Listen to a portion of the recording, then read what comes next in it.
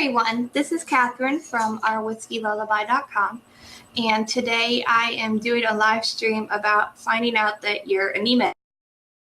So basically, in the past few weeks, I have found out that I have a lot of different things, including ulcerative colitis, which makes you bleed from your colon. So I am on medicine now, as my other videos have updated about the ulcerative colitis. If you guys wanted to know what I was on, I'm on mesalamine. I take 2 of those a day now, and then I take mesalamine enema at night.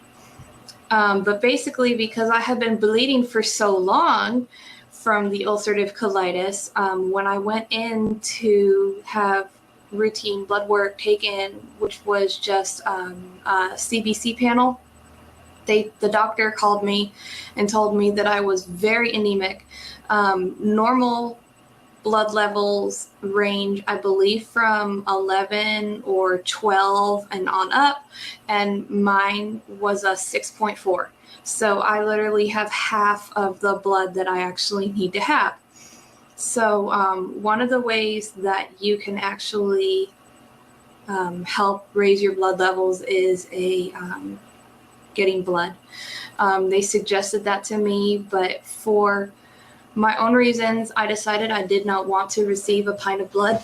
Honestly, it was because when they had given me the paper to sign saying that I was willing to receive blood, it said that they check for HIV and they check for hepatitis B and C and something else, but then they also did mention underneath that they do not check for other infectious diseases unless required by the FDA. And that kind of grossed me out because, you know, whose blood was this? What did they have? You know, I'm already sick enough. I truly don't want, you know, to get something from someone else. So honestly, that's why I had opted to not take a pint of blood. So the doctor in the hospital told me if I don't want to take blood, then I have other options. I would be able to take iron supplements, a normal iron supplement that is within normal range for you to be able to have like 100% daily value is usually around 18 milligrams, and that's per day. That's for someone that's not anemic, and that's usually what's found in most multivitamins, and then you can find that as a iron supplement that is just right there in the store. For me, because I'm anemic, I'm on 65 milligrams of iron a day. So that's the higher dose, and I found it in CVS. It's made by Nature Made, and it is just for people with anemia. If you don't have anemia, you don't need to be taking such a high dose, because high doses of iron can actually not be too good for you. But if you're anemic, you're going to need a higher dose to be able to replenish faster. Other ways that you can get your blood, your hemoglobin up, which is your iron levels. That was what was so low for me, was my hemoglobin, and mine is because of iron. Is eating iron-rich foods like green leafy vegetables like spinach, and then obviously lots and lots of beans. So I went to the store and I have stocked up on all kinds of beans, dry beans and then canned beans, so that I can make something with beans at least once a day to eat. I've been doing pretty good. Because it's so cold already, I have been making different kinds of soups. So I'll throw in beans to those soups. I've made lentil soup, and I've made like a taco soup, and I had kidney beans in there. And then I made cabbage beef soup, and cabbage is good too because it's a green leafy vegetable. And I added more kidney beans to that. I've made red beans and rice. That's like a Creole, I think, kind of recipe. So there's different things that you can make, and every night I've had beans at least one time during the day, along with the iron supplement, to try to raise my levels up better. Something that I have noticed is there are not a lot of options for anemic people in the pharmacy section to be able to check your anemia at home. There are such things as meters, just like for diabetics, where you can actually check your anemia and to pay attention to how it is improving. But for me, I have called every pharmacy in my area, including the big name pharmacies like CVS, and nobody carries these meters, but I have found them online. Basically what it is, it's a tiny meter about this big, just like a diabetic meter that's going to test your glucose. And you're going to use a lancet and you're going to prick your finger and put it on the test strip. Then you put the test strip that's already in the machine, you're going to turn the machine on, and it's going to tell you what your hemoglobin count is, which is your red blood cell count, which is made by iron. And you can monitor that while you're at home instead of having to go to the doctor every month for a CBC. You can keep monitoring it as long as you want.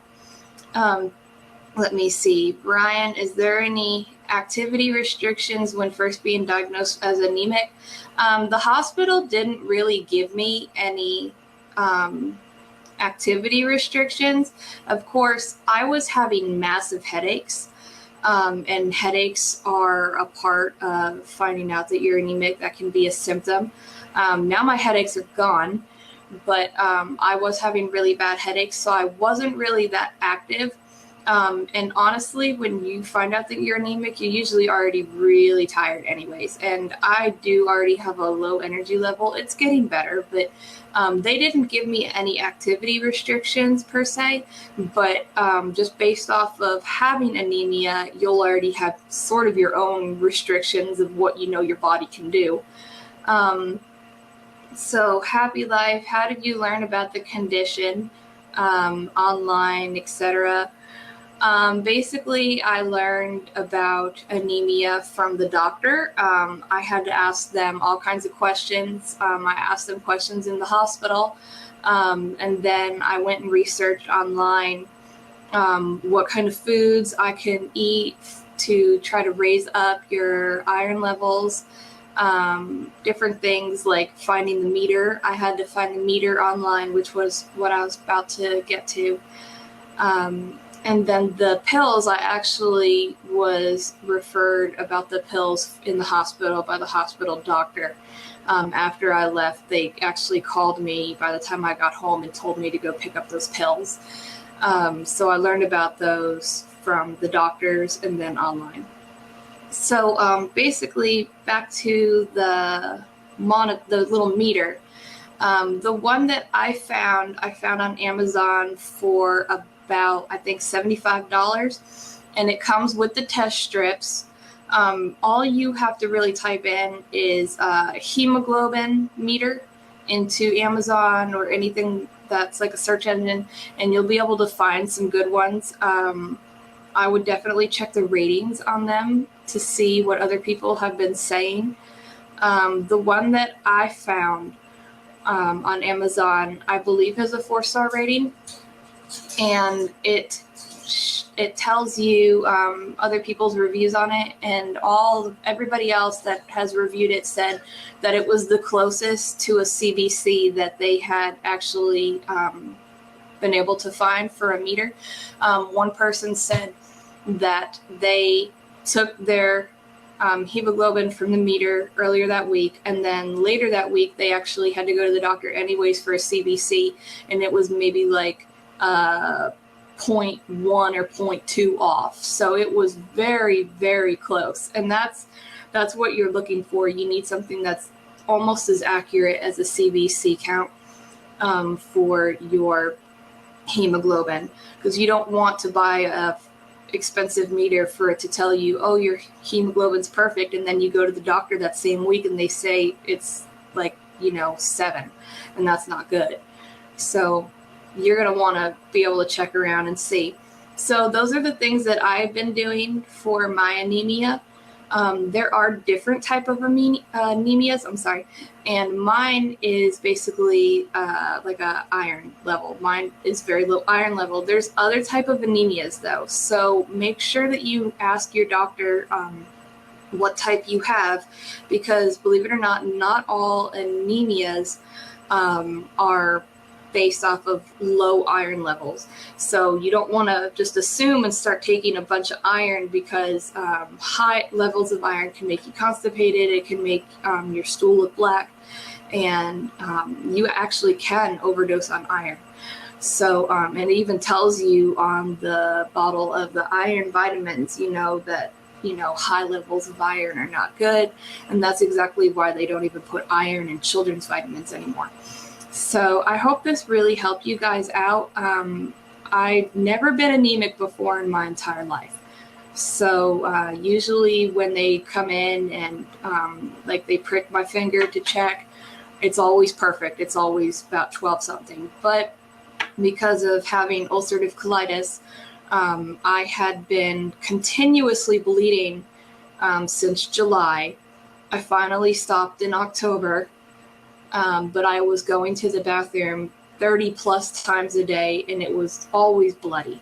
So you can only imagine, if you're going that many times, that would be a major bleed, and your body just cannot reproduce the blood faster than going 30 times a day. It's just not possible. So I'm assuming that is why I became so anemic, because when the bleeding first started again for me in July, even in September, I had actually went to the ER and they did CBC, and they said that I was borderline anemic at like 11 point something. It was very, very slight. So October was the worst month.